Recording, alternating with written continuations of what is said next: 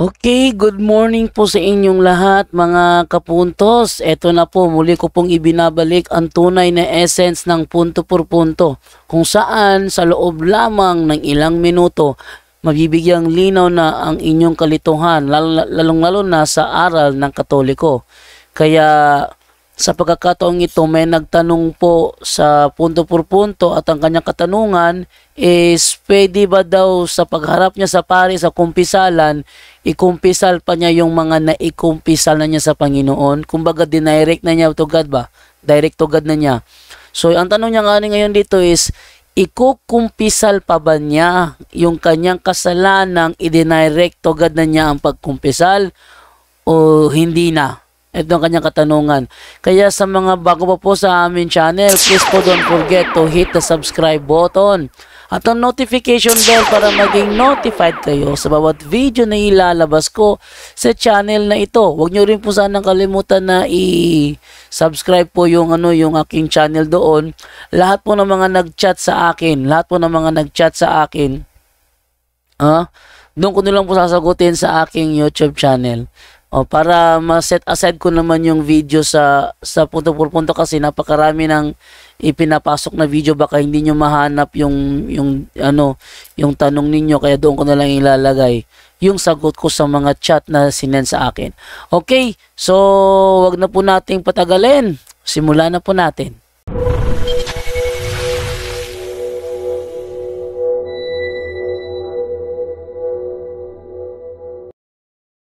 Okay, so move naman tayo sa next naman na magtatanong naman, si Angel Galupo. Angel Galupo, good evening. Hello po, good evening. Yes, hello, good evening. Meron po ako yung mga guide questions ko po. Okay. Tinulat ko lang po kasi marami Sige. Kung baka bukas na yung iba. Mga guide questions po bago po kami pupunta sa Paris Priest kasi wala kaming Office of Exorcism dito. Ito po yung tanong ko, unang tanong. Kapag magkumpisal na po ba sa pari, hindi na po ba i-confess yung mga kasalanan ko na dinadirect confession ko na po sa Panginoon? Okay, napakaganda ng... Guilty ako tapos dinadirect confession. Guilty ka pero dinadirect mo na lang dahil ano dahilan, ayaw mo marinig ng pare? Oo. Hindi. Yun lang yung kasanayan lang. Hindi po. Nasanay lang po ako na dinadirect confession ko lang po. Okay, so bigay natin sa pagsagot kay okay lang. brother. Hindi ko na po ba yun?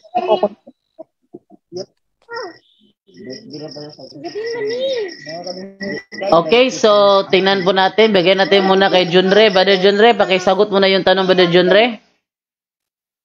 Yes, good evening mga kapuntos. Magandang gabi po sa ating lahat, no? I'm sorry at medyo late po tayo dahil galing pa po ako sa biyahe. So, ang tanong mo, sister, kung okay lang ba na hindi mo na confess yung mga nagawa mong portal na kasalanan dahil nakasanayan mo na? Ang sagot ay baguhin mo na yan. Bago ka na, no? Huwag mong itago ang iyong kasalanan. Una, kinakailangan mo talagang isabi sa Diyos ang iyong kasalanan. Unang Juan 1:10, basa mo na bro, 1:9. Itay ang natin.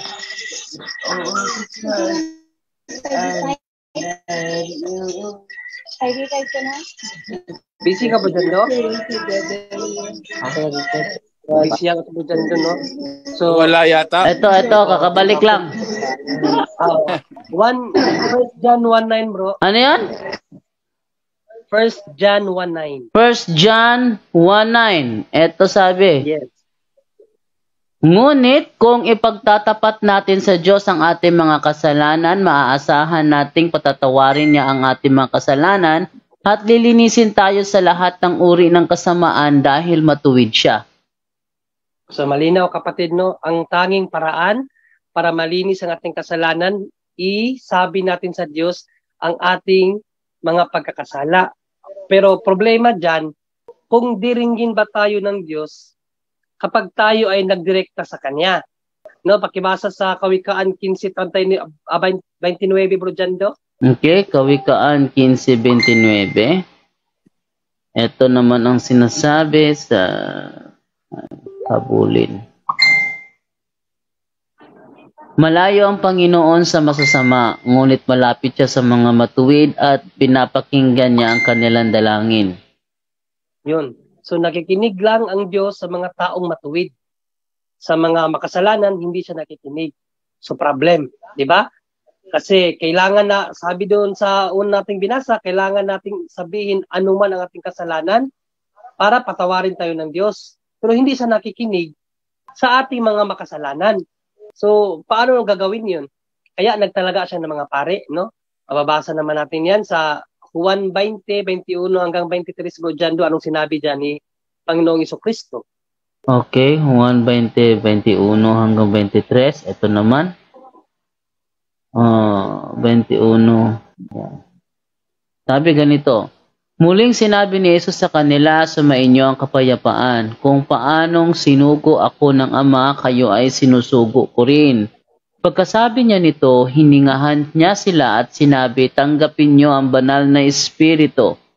Kung patatawarin niyo ang kasalanan ng isang tao, pinatawad na siya ng Diyos. At kung hindi niyo patatawarin ang kanyang kasalanan, hindi rin siya pinatawad ng Diyos. So malinaw kapatid, kapag pinatawad na tayo ng pare, doon pa lang tayo patatawarin ng Diyos. Kung hindi natin i-confess sa pare yan, dahil ang rason mo ay nakasanayan mo lang sa Diyos, tandaan mo, sinabi kanina sa ating binasa, hindi siya nakikinig sa mga taong makasalanan. So therefore, hindi ka napapatawad nun. Mapapatawad ka lang kapag sinabi mo sa pare. Di ba, malinaw ang sabi doon sa huli nating binasa na kung patatawarin ninyo, ibig sabihin sa mga pare, ang kasalanan ng sino man, pinatawad na rin siya sa langit.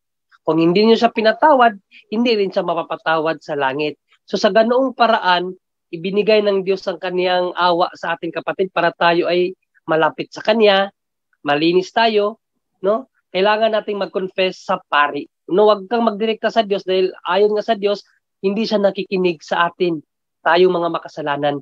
Kaya doon tayo sa mga instrumento na kanyang ginamit para maipadaloy ang kanyang grasya, ang kanyang awa sa ating lahat. Sister, Bro Jando, salamat.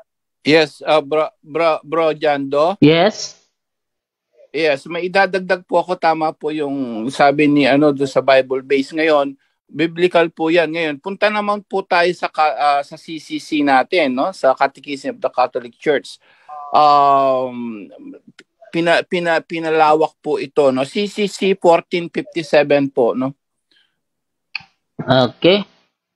CCC. Yan po natin. Teka, maghahanap na naman ako. Hindi po pwedeng direct lang kagaya ng mga iba't ibang sulpot na sekta na direct na delikado po 'yun. Tatanggalin na rin confession, which is nasa Biblia 'yun at nasa Catholic teachings po. Yan mortal sin. Mamaya pati venial sin dapat din pala na natin. So 1457 po. Ito? CCC. 1457. Opo. According to the church command, after having attained the age of discretion, each of the faithful is bound by an obligation faithfully to confess serious sins at least once a year. Anyone who is aware of having committed a mortal sin must not receive Holy Communion, even if he experiences deep contrition, without having first received sacramental absolution, unless he has a grave reason for receiving communion and there is no possibility of going to confession. Children must go to the sacrament of penance before receiving Holy Communion for the first time. Nako, ayan, no, maliwanag. Yan, if para sa mga mortal sin yan. So, you should go to confession first. Get an absolution from the priest. Ngayon, yun lang ba ang yun lang ang tanong ng iba, paano yung mga venial sin? Yes, may act of contrition tayo, pero may binabanggit po sa 58. Ito naman yung mga venial sin din. 58 naman po. Kasunod nun. 58. Okay, so balikan naman na natin yung yung CCC. So, lupa tayo sa 15. 1458. Okay, ito naman. Without being strictly necessary, confession of everyday faults or venial sins is nevertheless strongly recommended by the Church. Indeed, the regular confession of our venial sins helps us form our conscience, fight against evil tendencies, let ourselves be healed by Christ, and progress in the life of the Spirit. By receiving more frequently through His sacrament the gift of the Father's mercy, we are spurred to be merciful as He is merciful. Whoever confesses sins is already working with God. God indicts your sins if you also indict them. You are joined with God. Man and sinner are, so to speak, two realities when you hear man.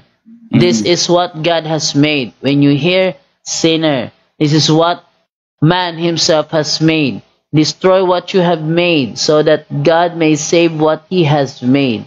When you begin Yan. to abhor what you have made, it is then that your good works are beginning.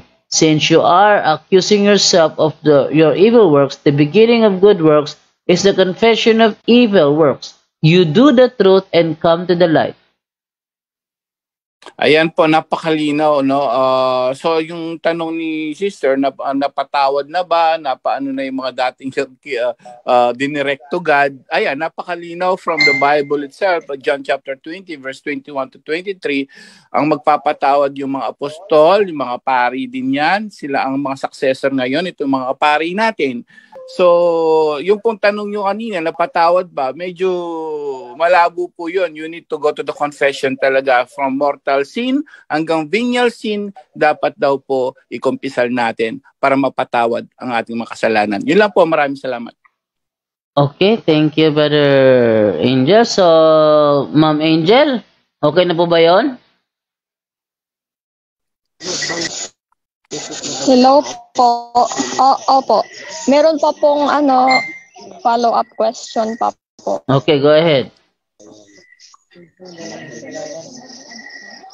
Pangalawa, kasama rin po bang i-renounce ang iba't ibang occultism kahit po hindi namin ginawa pero naniniwala kami dito noon.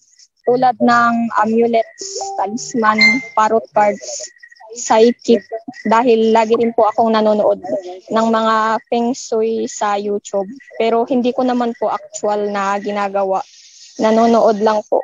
Kasama rin po ba itong i-renounce? Okay, bigyan natin kay Brad Tata ang pagsagot. Brad Ta? Hello, Brad Ta? Si Edna, nako-host ba si Brad Ta? Okay na. Happy Brother Jenda. Maraming salamat. So, magandang gabi sa lahat. Sorry po, medyo late konti dahil meron pa kami bisitang isang Franciscan priest na nagustong makigmit sa amin sa grupo sa SSPP. Yun ang na-entertain namin. Una lang kami ni Dr. Dino, bahabol lang yun si Brother Wendell. Dahil malayo ko yung Brother Wendell mula sa Clarin. So, humingi tayo ng paumanhin. So, ang tanong, magandang tanong, kahit hindi nila nagawa, pero nanood sila ng, nanood ng mga gawain ng mga occultism. Yun ba ang ibig sabihin? Yung yung mga feng shui, mga feng shui, So, hindi niyo naniniwala po, pero hindi ginagawa. Pero naniniwala po kayo? Hindi po. Pero nanood kayo? Opo, palagi po. Palagi. So, kung pwede, mas maganda para safe to i-confessar ninyo dahil kahit nanood lang kayo, hindi niyo ginawa. So, influensado na po kayo sa naturang occult practice, di ba? Kahit na yung, nanood lang po tayo ng horror movie, hindi na yan pwede.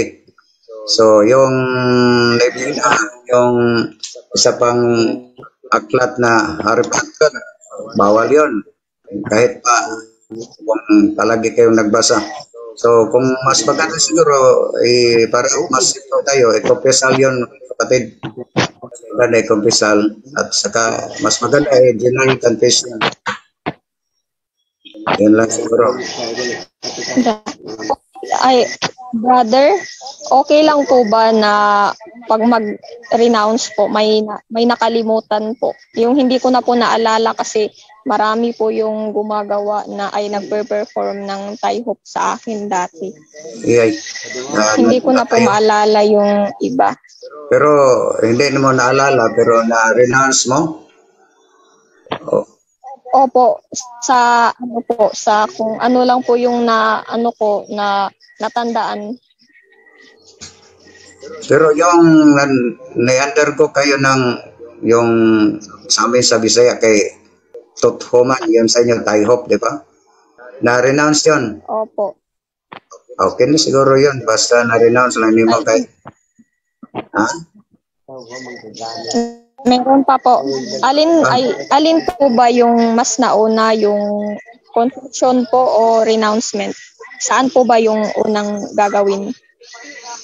Mas maganda confession, then renouncement.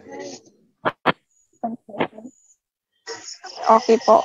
Ang pari lang po ba yung may authority sa pag-dispose ng mga occult object? Okay, maraming salamat. Ang pari ang lang. ko po kung ang pari lang po ba yung may authority? Ang pari lang po? Okay. Maraming salamat. Okay na? So, ang proper disposition sa mga occult objects, kung para po mas maganda surrender niyo sa inyong parish priest. Okay po. Surrender. Inipon ko na po yung mga Dahil yung mga parish priest, pwede naman sila meron pa po? Deliverance. Kahit hindi sila itinuturo, inapoy ng kanilang obispo maging appointed resources, pero kung sa lang, pag surrender lang, kahit dito sa amin, pag may mag-surrender po, magtawag, saan namin i-surrender yung mga occult amulets o paraphernalias, surrender nyo sa inyong parish priest. Siya na ang mag-disposal yan. Yun lang. Meron pa po akong follow-up question sa renouncement. Kung paano po ba ang pag-construct ng renouncement? Kung kasali rin po bang i-construct yung pangalan ng yung nilapitan ko na occult practitioners? I-describe ko rin po ba kung anong ritual ang ginagawa ng bawat isa sa paggagamot sa akin, at sasabihin ko rin po ba kung anong dahilan kung bakit ako nagpagamot sa sa albularyong iyon. Yun po. Kahit hindi na mo i-detalye kung anong dahilan, pero mas maganda, pinaka-importante yung pangalan po sa isang albularyo na nilapitan mo. Isa ron sa renouncement at saka yung ginagawa niya nga, kung maalala po ba yung mga ritual niya, pwede i-renounce mo. Pero pinaka-importante yung pangalan ng isang albularyo na nilapitan mo. Paano po kung ang purpose ng tao kung bakit siya mangungumpisal, dahil sa tingin niya ito ay part of the process na kailangan before magsasagawa ng deliverance? Yung parang mangungumpisal ang tao dahil sa tingin niya po ito ay kailangan at hindi ito nakabatay sa kanyang kagustuhan. Hindi yun, matutuloy natin or sincere confession. Imperfect yun, imperfect contrition. Dapat yung ituloy natin perfect contrition na yung ang iba, mapisal, baka nakagawa sila ng kasalanan, baka karma sila. So, hindi yan matuturing natin perfect contrition and perfect yun. Yung mga umpisal po tayo dahil po makisa po tayo ulit sa Panginoon dahil mahal natin ang Panginoon. Lalo na kung alam natin kung gaano delikado yung ginawa natin pag-involve natin sa mga occultism. So, kailangan nga ang iba kailangan pa mag-fasting yung iba before mag-confession. Diba? So, sa tusin na ang daming mga Katoliko ngayon na Halimbawa, yung schedule na ikasal, isa sa requirements yung kumpisal. Para sa kanila, kung ang sacrament of confession is requirements na lang. O yung sacrament of confession, kadalasan ngayon, may laman lang, wala pa silang confirmation dahil nalaman na lang na wala pa silang compel dahil ikakasal na. Pero sa ating catechism, dapat nasa edad na 14 to 16, undergo na po kayo ng compel. So, hindi natin gawin na yung mga sakramento, gawin na lang natin requirements. So, kung ano po ang, mag-kumpisal kayo, dahil po, makiisa ka ulit sa Panginoon, yung reconcile po ka sa Panginoon dahil mahal mo ang Panginoon. Hindi lang parang requirements lang. Kaya imperfect yung intention na parang requirements na lang.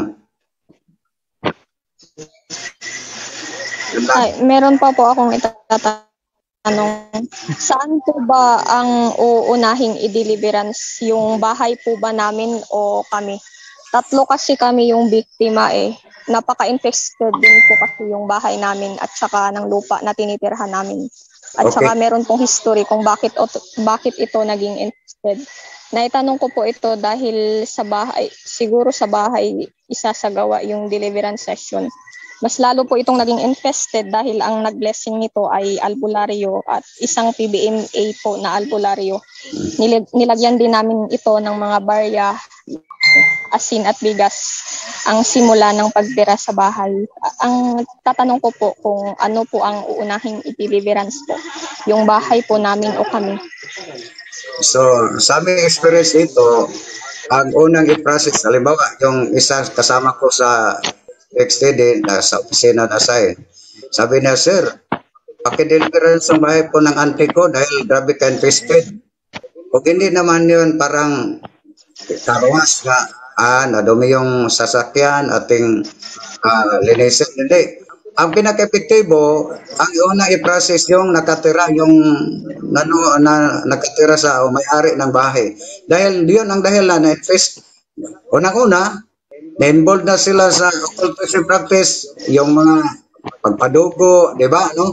Dapat i-confessal, i-renounce muna nila at padeliver sila bago i-process yung bahay nila. Dahil kahit pa mga undergo pa is gawa pa yung solemn exorcism, solemn exorcise sa naturang bahay, pag ang mga nakatira ay hindi na-process, ganun pa rin. Dapat unahon pag-process yung mga may-ari o yung pamilya na nakatira sa naturang bahay bago i-process yung i-deliverance yung bahay. Yung pinapatanong po ng ama ko kasi sino daw po yung pwedeng mag-deliverance sa kanya kasi siya naman po mag-deliverance sa amin. Sandali lang. Taga-saan po kayo? Taga Siargao po. Siargao. Mayroon bang... Kasi po parang wala po siyang iwan. Wala po kayong appointed exorcist dyan? Wala po siyang tiwala sa... Wala po. Wala po para po. kasi wala po siyang tiwala sa kanyang sarili. Nakalapit na kayo sa inyong... sarili para mag-perform ng deliverance sa amin. So, nakalapit na kayo sa inyong parish priest? Ang pinag-aalala lang po namin, hindi pa po. Kaya po, magtatanong po ako bago po kami lalapit sa parish priest po. Kasi wala po kaming office of the exorcism dito. Parang wala po kasi siyang tiwala sa kanyang sarili. Baka atake ang kanyang nervyos sa tuwing magpe-perform na siya ng deliverance session. At labis, di ba sabi niyo, napanood ko po sa video niyo na yung may authority po ng pag-deliverance ay yung magulang. At labis din naming pinag-aalala dahil nga pareho kaming biktima, baka sabay kaming tatlo ang mag-react sa deliverance session. Yun na lang ang aking advice ninyo, lapit muna kayo sa inyong kaura-paroko, yung parish priest nyo para siya mag-advise sa iyo. Opo. Yun na lang. Kay yun na lang siguro para siya na ang pag-process. Then, yun, i-confessal niyo yung lahat ng mga involvement niyo sa occultism. ano pa, ipahayag nyo sa pare ninyo, yun ang na-involve din kayo, siya na ang mag-process sa'yo, mag-assist sa'yo. At saka, baka may exorcist po kayo dyan. Meron ay last na tanong na lang po ito para makapagtanong na po yung iba. Paano po kung sa sitwasyon ng taong tapos ng deliverance din, gumaling na po siya, praise God. Tapos ang ginawa niya, lumalayo na siya sa occult practitioners at hindi na naniniwala sa superstitious belief. Ngunit wala siyang life of prayer and a life of sa kanyang lifestyle o sa kanyang buhay. Kasi ang mindset niya para sa kanya, sapat na ang mga sacramentals for protection, dito parang kampante na po siya. Ito po ang aking tanong. Kahit po ba umiiwas ka na sa occultism, meron pa rin po bang possibility na maging open na naman ang doorway para sa diabolical spirit sa buhay ng isang tao sa pamamagitan ng kasalanan na hindi pa niya kayang iwanan tulad ng paglalasing, sigarilyo at sugal? Kapag ganito po ba, hindi pa ba totally delivered and liberated tao? I mean, temporary lang po ang pag-alis ng evil spirit. Sa pamamagitan ng kasaladang hindi pa kayang bitawan po. Okay, in short, at yun po yung tanong ko. Tapos na kayo na process at yun, nagaling na, pero dapat yung pa-express niyo mayroon siyang ibigay na role of life, di ba? Kung kayo, nagpunta kayo ng albularyo, ano po ba ang advice ng albularyo na dapat niyong gawin? Yun, ang gawin niyo tuwing hapon, yun, sundin ninyo, lalong-lalo na sa simbahan. So, dapat, kung na-process na po kayo, may epekto na, nagaling na po kayo, dapat i-maintain ninyo ang, yung role of life, yung curse, di ba? Confession, adoration, rosary, kung pwede, once a month, confession, adoration, and rosary, Eucharist, at saka sacramentals. Yun ang ating role of life. Hindi kayo magkumpiyansa dahil sabi ni Don Bosco, pinayuhan siya sa kasama niyang pare na Don, mag-relax muna kayo dahil 18 hours na nag-fasting prayer daily. Baka makasakit siya. So, hinabihan niya ang yung kasama niya pare. Sabihin mo na yung demonyo na mag-relax sila. Dahil pag mag-relax ako, yung demonyo hindi nag-relax, lugi ako. Di ba? Hanggang na sa 24 hours, mga 2 hours na lang na-relax niya, pinawihan naman siya sa kanyang rector sa seminary na mag-relax na, baka magkasakit siya. Sinagot lang niya yung rector nila, sa langit na po ako mag-relax. Pinaghilangan siya na may psychotic. Dinala siya sa psychiatrist, ipa-check up, baka yung nagduda na baka may sakit yung sa So, ang nangyari, wala siyang negative siya, walang sakit. Yung dalawang pare nga nagdala sa kanya, may sakit palang psychotic nga. Yun. So, hindi natin bigyan ng chance ang demonyo na maka-atake ulit sa atin. So, mas maganda, i-maintain natin, kung pwede, i-maintain natin nasa state of sanctifying, state of grace po tayo, sanctifying grace. Ating gawin yung curse para hindi natin yung demonyo nga bagyan natin ng chance na maka-attack. So yun lang ang aking advice, pero mas maganda palapit kayo sa yung Paris para siyang mag-advise sa inyo. Okay. Opo. Naitanong ko lang po. Salamat po. Okay. Naitanong ko lang po ito sa inyo kasi noong isang araw po, tinanong ko po yung ama ko, sabi ko sa kanya, kung dumating ang pagkakataon matapos kong gumaling at kayo din, at saka si mama totally makakalaya na sa mga masasamang espiritu. Sabi ko, lagi ka na bang magsisimba? Bibitawan mo na ba ang paglalasing kasama ang mga kaibigan mo? Iiwan mo na ba ang pagtataya sa swertres at hindi ka na ba magmumura palagi?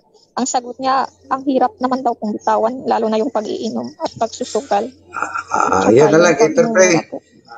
Mag-pray po kayo. Mag-rosary po kayo, whole family, then isa-say prayer intention yung ama, nga siya magbago, totally na magbago dahil Espiritu Santo lang po ang makaano sa kanya. So i-pray lang, wala, hindi po tayo ano, hindi po tayo hopeless, hindi po tayo wala ng pag-asa. I-pray lang natin, isalin natin sa rosary yung ama mo. Yun lang. Opo. Okay. Maraming salamat. Yun lang po. Maraming salamat po, brother. Okay, Opo, welcome. yun lang po. Salamat po. Okay. Thank you, Angel Galupo. Okay, maraming salamat kay Brother Angel Galupo sa kanyang... Bro Jando? Yes! Isang ano lang para kay Sister Angel, no? Isang talata lang para may Bible verse tayo na yung tungkol sa kasakitan nila, problema nila.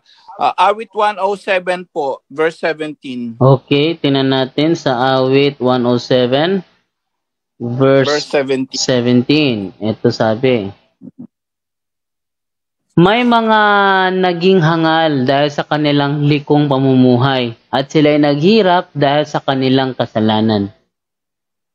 Ayan, so yung sinasabing napakaganda ng ano niya, no, ng tanong niya kasi ang daming problema pero parang mahirap, sabi niya, mahirap daw sa tatay tanggalin yung mga kasalanan, malabo po yun.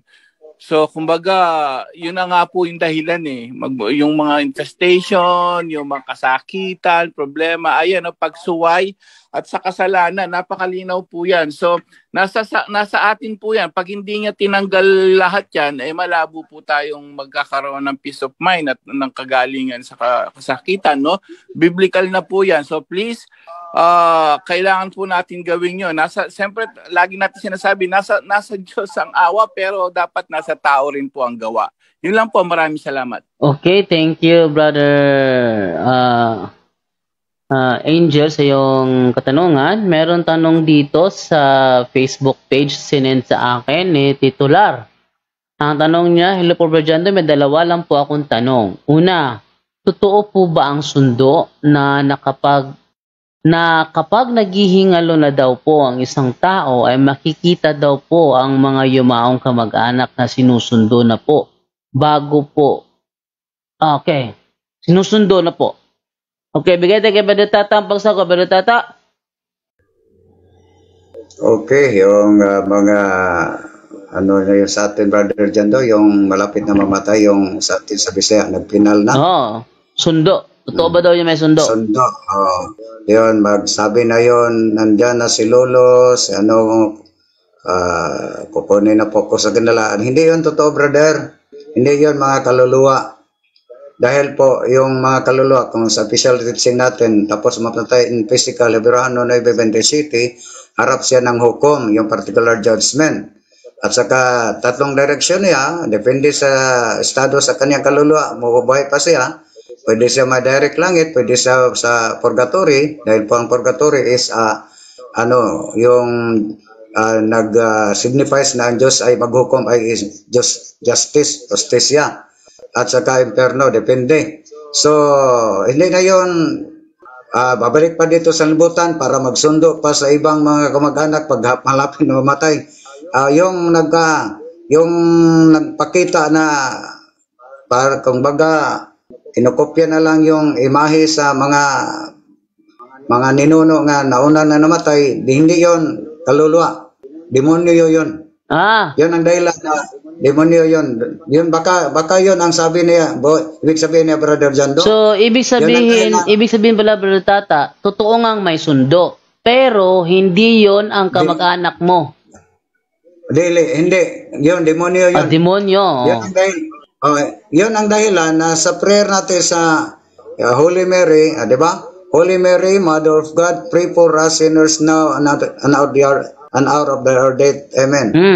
Of our death. Amen. Bakit? Dahil naalala ko lang yung sitwasyon sa ina po ni Father Dudong Palma.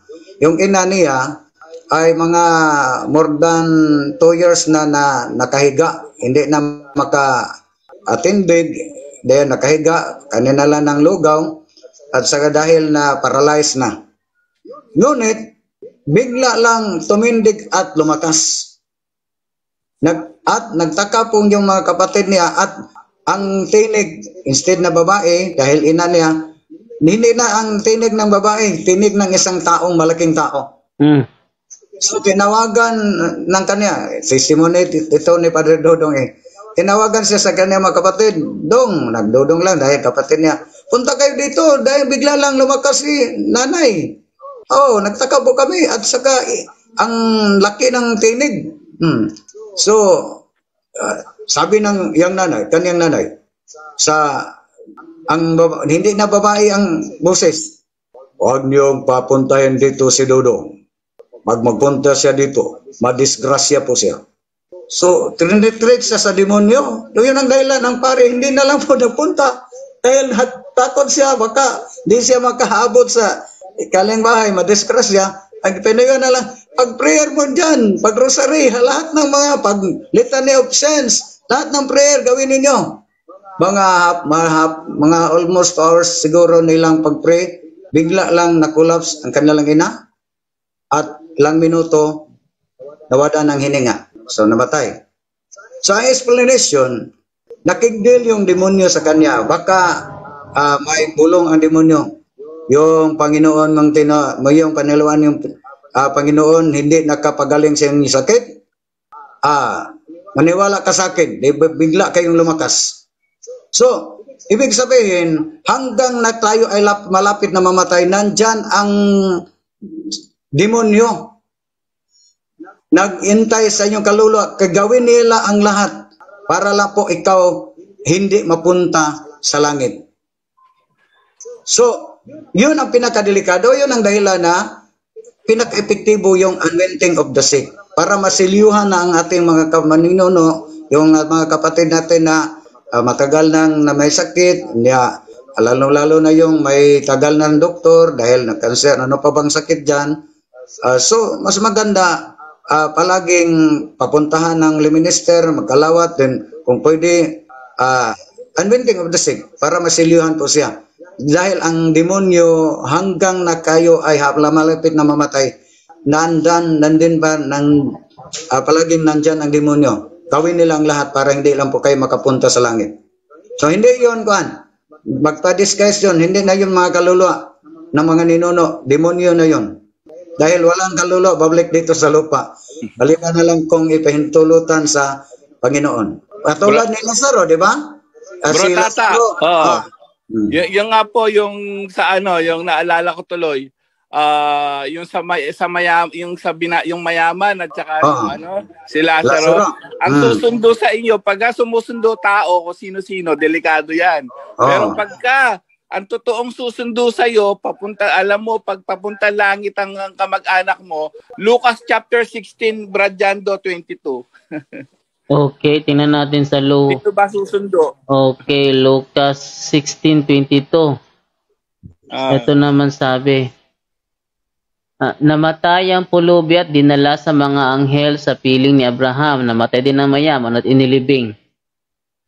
Anghel po ang susundo kapag talagang mabait at mapupunta langit. So pagka hindi anghel ang sumusundo, nako, matakot na kayo. Yun lang po, maraming salamat. Then, maliban brother, di ba ang request sa tao mayaman na kung hindi talaga pwede makapunta si Lazaro sa kaniyang kinalagyan, ang request niya, pangalawang request niya, pabalikan si Lazaro sa sanlibutan sa lupa para mapayuhan yung 5 kapatid niya.